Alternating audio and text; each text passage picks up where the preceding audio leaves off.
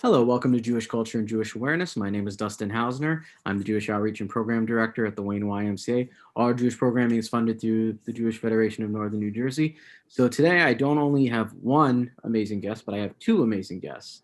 They do a wonderful, I can't even just say it's a program. There's so many different components to it that I'll let both of you explain, but they do something called Jewish Vegan Life, which I can't wait for you both of you to talk about, as well as other fantastic work. So without further ado, I want to introduce my two guests today, Raquela and Maddie. Raquela and Maddie, so great to have you both with me today. Yeah, so great to be here. Thank you for having us. No, an absolute honor for me. I'm a big fan of both your work. So, but before we get started, I'm familiar with your work, but not everyone necessarily watching it may be familiar. So I was wondering if each of you can talk a little bit about, the work that you do. Raquela, do you want to go first? Sure. So I think Maddie and I have our own respective blogs, Instagram sites, whatever. But what we've been doing recently is Jewish Vegan Life, as you mentioned. So basically, I'm Raquela. I'm an Israeli American, and I've been vegan for around 8 years or so. And I've been really active, thank you, and I've been really active in the Jewish community my whole life. And then recently, as of a couple of years ago, maybe 3 years ago, in the Jewish vegan community. And that kind of led me to Maddie. So we found each other online, as you usually do in the vegan or Jewish community. And we just kind of saw a need to connect the two. So there's, a strong Jewish community out there, and there's a strong vegan community out there. And I think they don't really know about each other. And there is a lot of overlap, believe it or not. There are quite a few Jewish vegans out there, Jewish vegetarians or veg-curious people. And there's definitely a lot of interest in a plant-based diet for many reasons, environmental reasons or health reasons, however people come to it. So basically, Maddie and I met maybe a year and a half, 2 years ago through the Jewish vegan DC area community. And we just started to collab on a couple of different things with different organizations. And that led us to think, hey, we know a couple other influencers out there. We should, do something about raising awareness, spreading the word, and educating people that you can live a full life, a full Jewish life as a Jewish vegan. So that's kind of how Jewish Vegan Life was born. Maddie and I were talking one day and we were like, what can we do? And, we had a couple of collabs in mind, and we kind of turned that into this platform, Jewish Vegan Life, that connects Jewish vegan influencers to put on different programs. We have a monthly variety talk show, and we do different programs for the holidays to kind of showcase what Jewish vegan life looks like. But Maddie, jump in and share your side of it. Yeah, I think you did a really great job of kind of doing an overview of like where we started and where we are now. The only thing I would add is just to say, I think both of us came from a place of where Judaism, veganism, tying those things together is really our passion areas.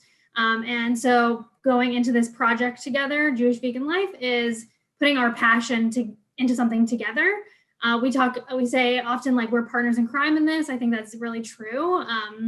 This is something that we both really enjoy. And I think we've had different journeys, both Jewish journeys, vegan journeys, to get to where we are in this project. And I think that's also part of what makes it really great, right? We have different perspectives that are going to help us make this a community that can be supportive to different Jewish people, different vegans, different Jewish vegans who come into the community that we're trying to create. And yeah, I think that's really what we're trying to do, is create a supportive community, a place where Jewish vegans can come together and find things that they would find are fun and engaging, and bring some of the joy into it. Your work sounds very fascinating, and I think maybe it's a Jewish thing, but hearing stories of how people came together and common interests and, through different experiences found a similar way to convey their voice, I think is a wonderful thing. So I'm glad you both were able to find each other. So I love origin stories. And as you both mentioned, you have different journeys or different things that led you here. So let me ask you, what made you decide to go vegan? I can start. So I originally went vegan when I was 13 years old. So I'm going to turn 26 next month. So 13 years ago. And I actually read a book that kind of went over the different reasons to go vegan. I actually read it on Thanksgiving at my aunt's house. So quite the time to read the book to go vegan. But I said that day that I was not going to eat the turkey. I wasn't gonna. I think I still ate the sides and stuff, but I couldn't eat the turkey. I read about like the animal agriculture. I read about some of the health reasons, but for me, it was primarily like the animal agriculture aspect. Even though I wasn't vegan before then, I remember like my family went to a rodeo one time when I was a kid, and I just cried hearing like the calves being like roped. And warning to folks who are listening to it, I shouldn't have said that first, but it really struck me, and I like love animals. And so, at the time I went vegan, I was in 7th grade, and my parents were like, oh, it's a phase. We don't know how to handle this, and didn't know how to make vegan food. And so I kind of, after a few months, ended up going vegetarian. And then when I went to college, I went back to being vegan when I kind of had a little bit more control over what I was eating. And that was also really influenced by a photojournalism project that I did at an animal sanctuary, Piedmont Animal Refuge in North Carolina. And so it really has always been for me that connection to the animals, taking those photographs of the animals, seeing them, seeing their personalities, hearing from the folks that work there, that they each have a unique personality. All those kinds of things really made that connection even stronger for me. And I've been vegan ever since, like full vegan ever since then. So it was my sophomore year. So I would say that was like 19, I think. So 7 years now, fully vegan. Wow, that's wonderful. Raquel, would love to hear your story as well. So my story is kind of a lifelong struggle. I was one of those weirdos that was born and just didn't like the taste of meat.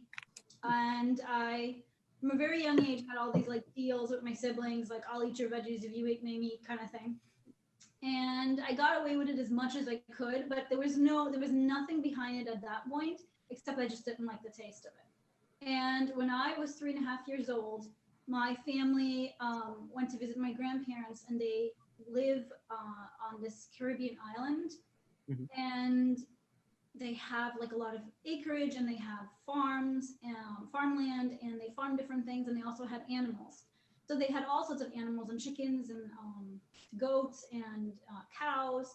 And my grandfather would also go, and what I didn't know what he was doing. He would go somewhere, he'd come back with a new animal. It was hunting, but I didn't know that. Right. So one night when I was put to bed, and it was like, I don't know, really late in the night, let's say 12 or after, I heard like laughing and noise. So I woke up from my bed, and back in the 50s, there were these old doors that half of it like opened and closed. So like the top could open on its own, and then the bottom could open on its own. So I saw a light down the hall, followed it to the door, and kind of like peered over the bottom half, which was still closed. Yeah. And what I saw was, I won't go into too much detail for people, like warning, but basically the little deer that I'd been playing with for the last week was being prepared for tomorrow's dinner. And it was in the middle of its preparation. So at 3.5 years old, I didn't even understand what I was looking at first. And I was just like, what is going on? And then I guess my mother saw me after a few minutes, and she kind of like put me back to bed, but I couldn't get the image out of my mind.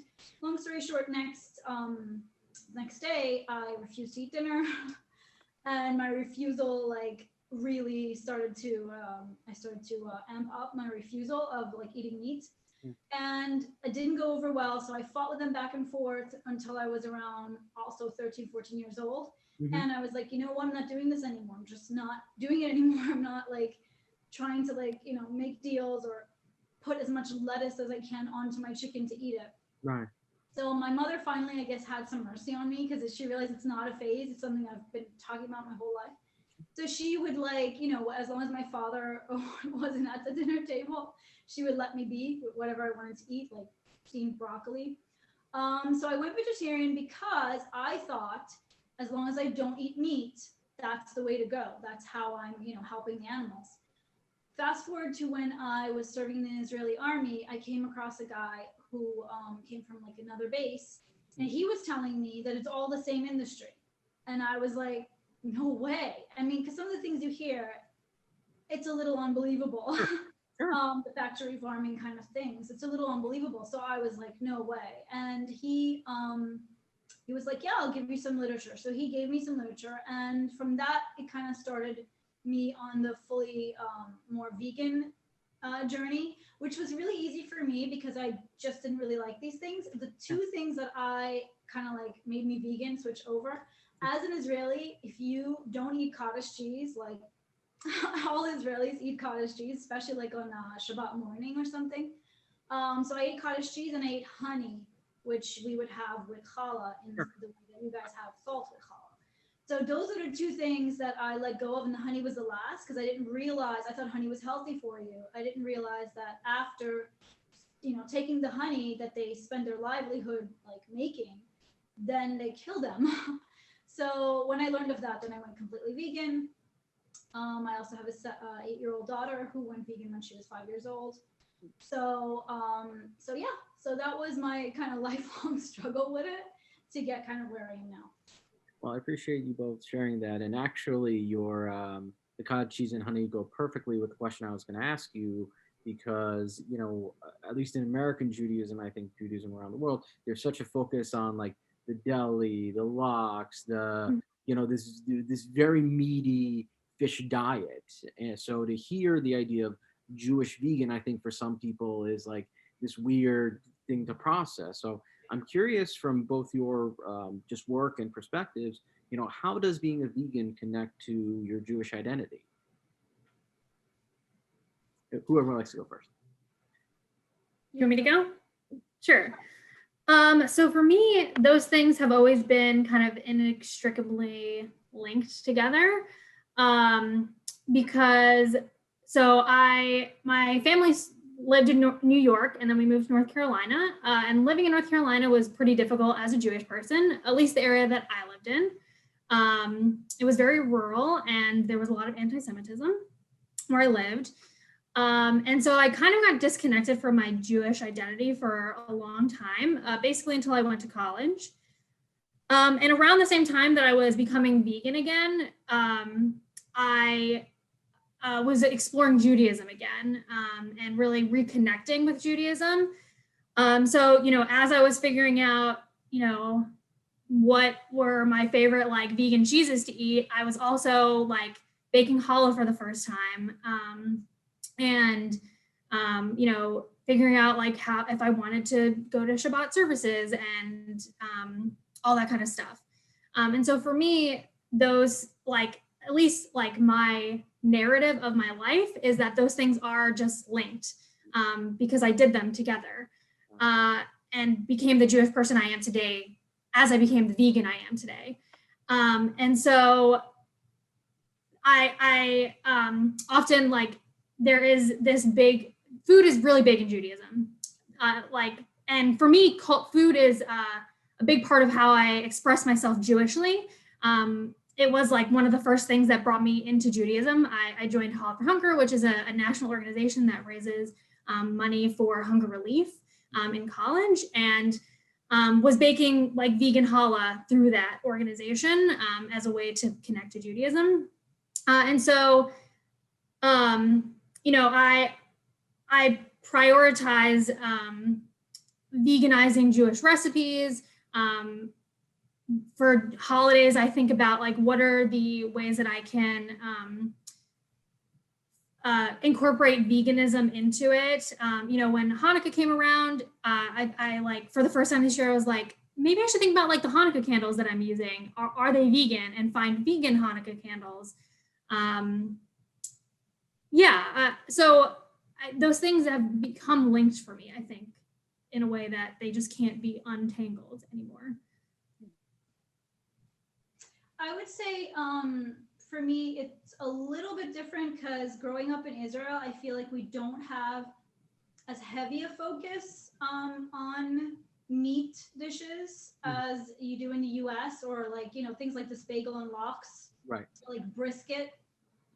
What is that? I didn't like know about that. In fact, when I was dating my daughter's father at the time, I went to his grandma's house and she met me for like the first or second time, and she was like, Shabbat was coming or something, and she was like, "Oh, are you gonna eat gefilte fish?" And I was like, "What?" And she was like, "You don't know what gefilte fish is?" And she's like telling his name is Mike. She's like, "Listen, I don't think she's Jewish because she doesn't know what gefilte fish is." And also, I guess I don't look like what Jews in America look like to her, or in Europe, because they came from Russia. So yeah, so for me, I didn't have like all of that, gefilte fish and the lox and the brisket, but we do have other things. I mean, like on the holidays, it is a lot of fish and a lot of like lamb, and there's just like different cultural things that we eat that is animal based. So it's not like we don't have it, but I feel like it's less. Also, like every Shabbat dinner in Israel, you'll have your dessert, which is like a cake or whatever, but you always have fruit. And it's like a thing that I don't really find here, like when I would go to shul or whatever. So it's much easier, I think, to like, go to your friend's house and just eat the fruit for dessert and just eat the sides for dinner, which are usually some kind of veggie or whatever. So it was easier. But I think the thing was my parents. My parents come from more of a heavy meat eating background. I think in general, just it's a little bit unrelated, but like people who are born right after the war, they have this emphasis on eating and feeding you because there was a shortage, and her parents, my like mother's parents, they lived through the war and there was this shortage. So they just rejected my idea that I'm rejecting good food, like, delicacy food, like people who have the means to eat meat. And how could I reject that? I don't know what I'm talking about. I don't know what it is to live through hardship. So it was more of that for me, I think, than anything else. And as for connecting it to Judaism, my parents had all of these old books, like uncanonized books and stuff like that, and Torah, and they just like, we were homeschool kids. They just let us run wild. So I read a lot of things that to me supported me being a vegan, like in the Torah and throughout the Bible and these other, non-canonized books. So I didn't ever think that they were, competing. I just thought that, it's one thing that's written there. It's another thing that's not traditional. So, if you go to shul or whatever, it's not tradition. So I just like, and I was mocked, especially in the US, like for being a vegetarian and then a vegan. They're like, you're going to eat 2 carrots. And I think it's all just, misconception, which is what we're trying to do with Jewish Vegan Life. Just raise awareness that you don't have to starve.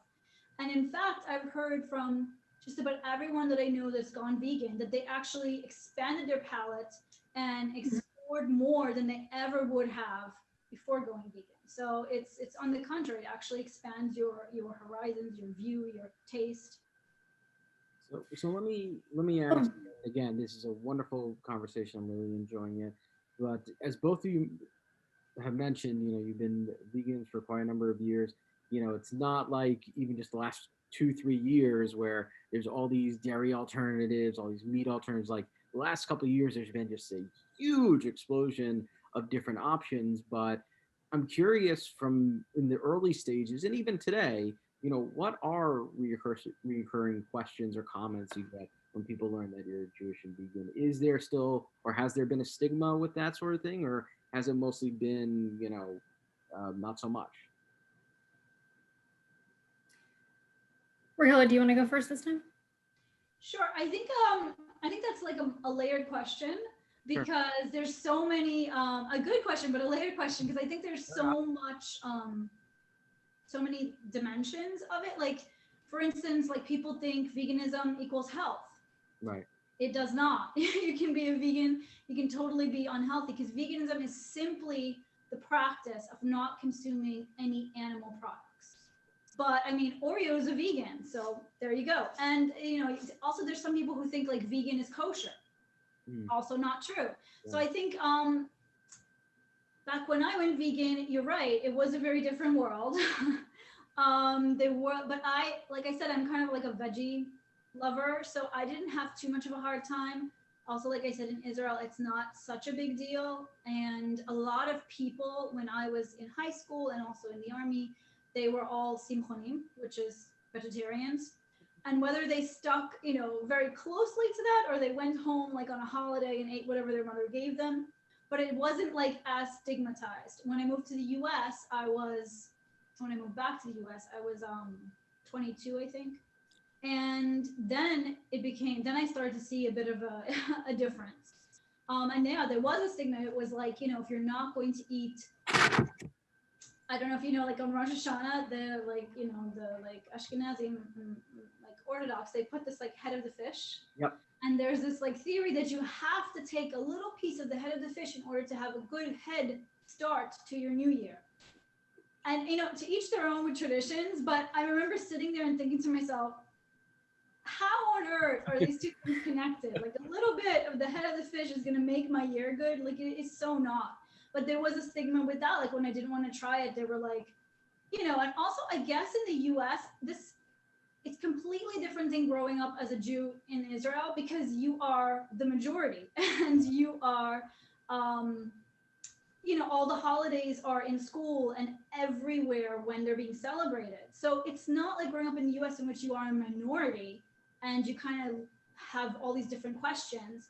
And also when I moved to the US, I didn't look like Jewish, I guess, enough, I don't know. But it was the first time in my life that I had ever gotten these questions, and I grew up as the majority in my country, and just like, no one asked me anything like that. And I moved here and people were like, are you fully Jewish? Or are you half Jewish? Or do you like, and also I look really ambiguous. I don't think people like can put their finger on it. So unless you come from the Middle East, and then But so those things. As for stigma, I think it was for me more so in the US, and it's more so completely not out of malice, I would say, completely out of ignorance. Like people just stay in their little towns, in their little areas, and they, my family's pretty much the UN. Like they don't have that view. So that's just what it was. It's just like they had never come across it. So they were just like, whoa, this is different. What is this? That kind of thing, Yeah, I would say for me, I know Raquela mentioned, I think that a lot of folks do think that veganism means healthy. I think for me, especially in the beginning, a lot of folks were constantly asking, like, how do you get your protein? A lot of like the health questions of, like my grandmother would ask me, are you eating enough? Like that kind of stuff, which I think is like a normal kind of Jewish grandmother thing to ask anyway, but it seemed more often once I went vegan, or folks just tended to ask that more often, which maybe came from a nice place because they weren't offering enough to eat at the dinner plate anyway. So maybe they were trying to see if they had enough options, but to try to take a positive spin on it. But I would say now, I think things have changed a lot, at least from my perspective. I think, at least in my family, having been vegan for so long now, it's kind of been normalized. I don't think that they really have as many concerns. And I think generally the questions that I get, but I think generally the kind of stigma still tends to be like, not stigma, but the things that folks tend to say are like, oh, I can never go vegan because of cheese, or I can never give up bacon. Meanwhile, I wouldn't really eat bacon anyway, just because I'm Jewish. But, and I tend to respond to that like, oh, well, here are some vegan cheese options you could try, or here's a vegan bacon option. And I think because there's been so much innovation in the vegan food industry, there's like so many options to send folks to. And then the other thing I'll say that I get often now is just genuine questions about like, someone did ask me like, how do I be vegan and kosher? I'm not like an expert on being kosher as a vegan, but I told them like my perspective on it. And so I generally, we are Jewish Vegan Life, which I think gives us, having Jewish in our name, like on Instagram and things like that. I think we'll end up starting to get some of those questions. I'm also the Jewish Vegan on Instagram. And so people think that I have like some knowledge, and I do have some just from being Jewish and vegan in my life. So So let me ask you, because and I want to give a shout out to Raquela, who did very smart marketing and has the logo in the background. So Oh, give a shout out for that. But what? So for those who are curious, what is Jewish vegan life, and what are you hoping to do with Jewish vegan life? So I can start. I think Raquel had said, it gave a pretty good overview at the beginning. I would say that Jewish vegan life is, right now it's starting as mainly our Instagram and YouTube. So it's kind of like a platform for folks to come together as a community, for us and other influencers, other Jewish vegans to provide support, provide programming, ways to connect with other Jewish vegans. I think we found that, especially on the kind of axis of veganism and Jewish culture, there was a niche that needed to be filled. And I think that we're trying to fill that by providing things like our holiday programming that is kind of focused on recipes and things that you can like do with your friends. So like for Tu B'Shavat, we're going to do a Tu B'Shavat picnic. And we kind of imagine that as like, if we were, not virtual, we might actually be going out and having a picnic with our friends for Tu B'Shavat. Or we're going to be doing a program, like an event for like a post Shabbat event. I forget what you called it in Hebrew, or you said it in Israel, what it is. Yeah, Mosi Shabbat. It's like a post Shabbat kind of thing. We're going to be doing like Among Us, which is a like virtual game that you can hang out with like friends. And we'll be doing that with some Jewish vegans. And like, we want folks to come in and watch and like chat with us and kind of just hang out with us. And, the idea is really that it's just a community where Jewish vegans can come together, ask questions about the Jewish side, the vegan side, the Jewish vegan. And I think, that's what we're hoping to create. I don't know if Raquel has anything to add.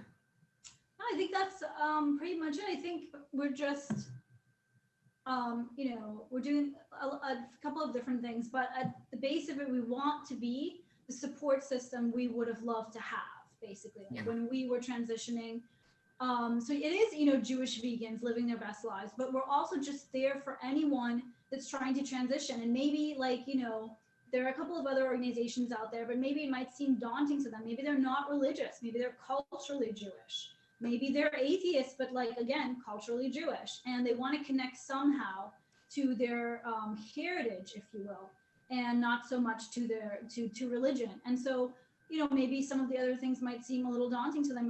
And join us. It's fun. It's and we're always doing something new. And it's a lot of focus on food, because I feel like that's, in Judaism in general, we don't have a holiday that we don't have a special meal for or special foods for. So it's a lot as well focused on the food, because I think that's one of the hardest things maybe for people to find. So maybe they're like, okay, I get it. For the environment, for my health, for the animals, I'm going to try this out. But then how do I do that on the day to day? What do I buy in the grocery? What do I make for Shabbat? And how? And is there anyone else out there? Am I alone in this? So that's kind of what it is. We really want to be a community, and just a support system for anyone making this switch to kind of their true selves. This is not really something new, as it is a return to how we used to be as Jews. And we just want to be supportive of anyone interested in making that transition. So I had the pleasure, I've seen both your work on Instagram, which is always interesting, and I always have great ideas for new recipes thanks to it. You're active on Facebook, and I got to see your first episode on YouTube, and I say that because I look forward to saying, I knew them when, so I'm very excited for that. But what I loved about it is you had a nice variety of, you spoke to actually a mutual friend of ours from Jewish Food Hero, you had a bunch of different food items that you reviewed. So just from a just a curiosity standpoint, is your hope with let's say the show and things like that moving forward to explore different varieties in regards to Jewish and vegan identity? And like you mentioned, obviously people get involved in becoming vegan for all sorts of reasons. So I'm curious, are you hoping to explore different themes like that on the show, or do you want the focus to be a lot of it on, like, let's say the food and the traditions of Judaism? I'm curious what you're thinking. I would say that the identity plays a huge role in Judaism. So I did my thesis. I'll say my thesis was limited. I got my master's degree and I did a thesis on Jewish identity in college students. But I think that the ideas that came from that can be a little bit more generalized too. So what I'm going to say about that is that Jewish identity is one identity that a person comes with, right? And that is linked to all of their other identities. We're talking about Jewish veganism, right? We're Jewish and vegan. Those are two identities right there. And, even when we're talking about Judaism, there are tons of different customs and traditions that come along with that. Between Raquel and I, we represent different customs and traditions, and then there are going to be other folks who have different customs and traditions. And so I think, right now we are just beginning. We're getting our feet under us, but we really want to be global. We want to have folks on who represent every aspect of Judaism and represent the different traditions. I would love to see folks who can bring in different recipes that are from traditions that I don't come from, that Raquel doesn't come from. We've had folks on from someone who's from France. We want to see that on there. And I think that's definitely a goal of ours moving forward.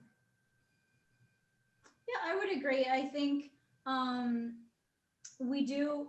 First of all, we did only start about two and a half months ago. So in December, we had our first show, our first talk show launched, and we did do one event before that. So we're very, very new, but the vision is strong, and that is to be a community, like Maddie said, globally for everyone. We've engaged with people from London, we've engaged with people from France, people from Israel. So we want to be that support for anyone transitioning, and we have a little bit of something for everyone. If you're a foodie, we have food. If you like to read, we recommend books every month. If you like to play games, we're jumping into that as well. If just hang out. If you like story time, like listening to personal stories about how people transitioned, we're also doing like a Motzei Shabbat story time thing coming up. If you have a hard time finding vegan products, we have Finding Vegan, which is a segment where we just recommend products all the time that are new. If you are gluten-free, I am too. We have a lot of gluten-free stuff that we suggest. So basically, it's as we grow, we keep connecting with more and more different people, different types of Jewish vegans from all walks of life, and so we do have a strong vision that this is going to be the global support network that we wish we had when we went vegan. And there's going to come a time when people are going to be like, Jewish vegan life, one and done. It's everyone it would a simple Google search will tell you that you have a supportive community waiting to welcome you. So talk to us in a year from now. Let's see where we're at. No, well, I have nothing but belief that in a year from now, there's going to be so much more going on. And I think it's a wonderful thing that both of you have embarked on and continue to do. My last question, which of course is the very important question, is we've talked about what you do. We talked about the interesting things you're doing. Now, where can people find you? Where could people, if they want to do social media, where are the places where they can find the work that you're doing? So you can go ahead, Raquel. We have a pretty active Facebook group. So basically, Jewish Vegan Life is our handle across socials. So if you search us on Facebook or Instagram, you should come up with us. So we're at Jewish Vegan Life on Instagram and Jewish Vegan Life on Facebook. We have a page. We don't do too much there, but we have a group, and it's very active. People ask questions. People share their Shabbat dinners, what they're making. We share all of our events coming up there. If you like, you can sign up at either info@jewishveganlife.com or ask at jewishveganlife.com, and then you will join our mailing list. So then you can receive emails. Starting next month, we're going to have a little bit of a newsletter announcement that comes out. people can know what we're doing every month. And there is always the show, which is every second Sunday of the month. It's JV Live, so Jewish Vegan Live. And yeah, so it's a variety talk show. We do it every month. We talk food, books, and we talk to different Jewish vegan leaders about what they're doing to change the movement and shape the movement. Fantastic. Well, Raquel and Maddie, I want to thank you both so much for taking the time to speak with me. I think we learned a little bit not only about you, but a lot of the wonderful work that you were doing. So I hope after watching this, you, the person watching this right now, will go find them on social media. They're doing wonderful work, very interesting work. Even if you're not a vegetarian or vegan, it's something that's informational. It's something that's wonderful to just learn about and read. I want to say thank you, of course. Everyone stay safe, stay healthy. Raquel and Maddie, thank you so much for joining us today. Thank you.